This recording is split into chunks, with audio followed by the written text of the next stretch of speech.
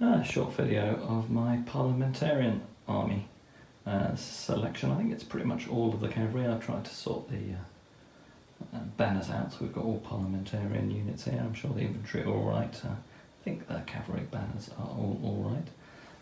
Let's have a look. All the figure-niggers, as I said in my previous video, they're all old renegade or bicorn figures, and the banners are, I think, mainly Bodis banners are used for these.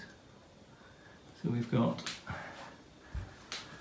many regiments of pike and shot. Depending on the scenarios, they sometimes swap, and I have spare flags so they can swap between Royalist and Parliamentarian. Here we go.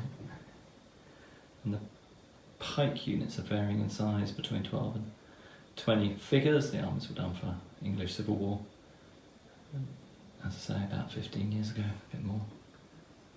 And then we got a unit in green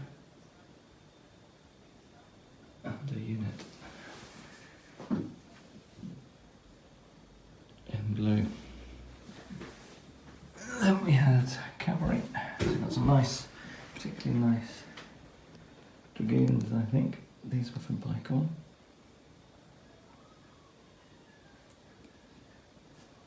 And then medium cavalry. Another unit of medium cavalry. Swing round. Foot. Seika or something equivalent. And then we got some heavy cavalry for the parliamentarians. These were renegades, definitely. A unit of cuirassiers.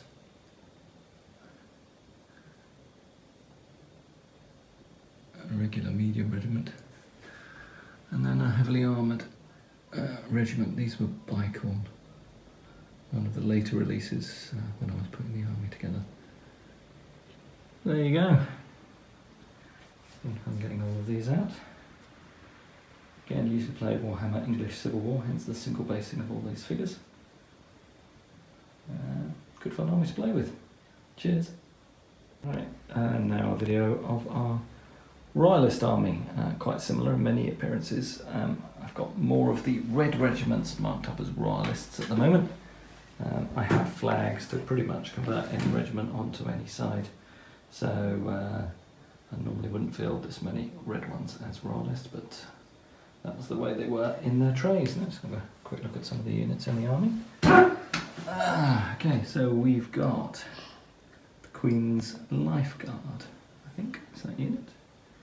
Then we've got the King's Lifeguard,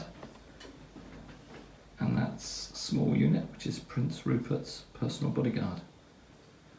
Then we have a regiment which I particularly like, which is a bit ramshackle, close to home. This is the Oxford Regiment, and I've chosen to field this with a bunch of farmers with pikes, representing it being pretty untrained. And the poor musketeers have run out of ammunition, so having to wield their muskets in combat.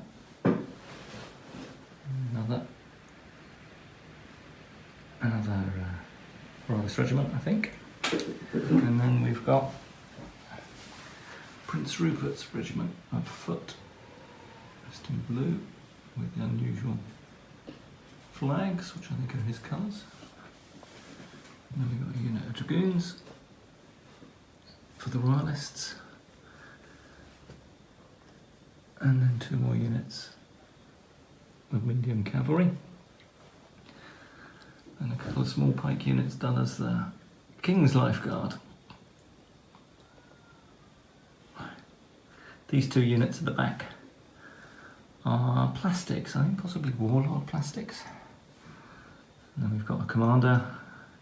Hopefully that's not Cromwell figure. I'd have to look them up again to remind myself which figure's Cromwell. I've got a Cromwell and King Charles. I have got a worrying feeling that that might be Cromwell. And then we have a mortar and some dismounted dragoons. So there is our Royalist army. We'll just do one more video this afternoon. We'll do one of our Covenanters. The army was originally put together for Marston Moor, so I did Covenanters and Parliamentarians against Royalists, and then added the Montrose Scots later on. Hope you enjoyed the video. One more to go. Right, given the embarrassment of that last comment, I thought I'd get all my commanders out, and I can indeed recognise all of them now they're all next to one another. We have two parliamentarian commanders. As I sort of identify him, that is indeed Cromwell.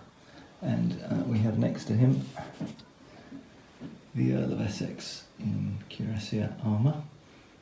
And then we have 4 Royalist commanders, the Army Standard, King Charles, with, as Charlie pointed out, the moustache and the iconic little goatee. Then we have Prince Rupert, indeed, with his poodle. And apologies, another Royalist commander whose name I've forgotten.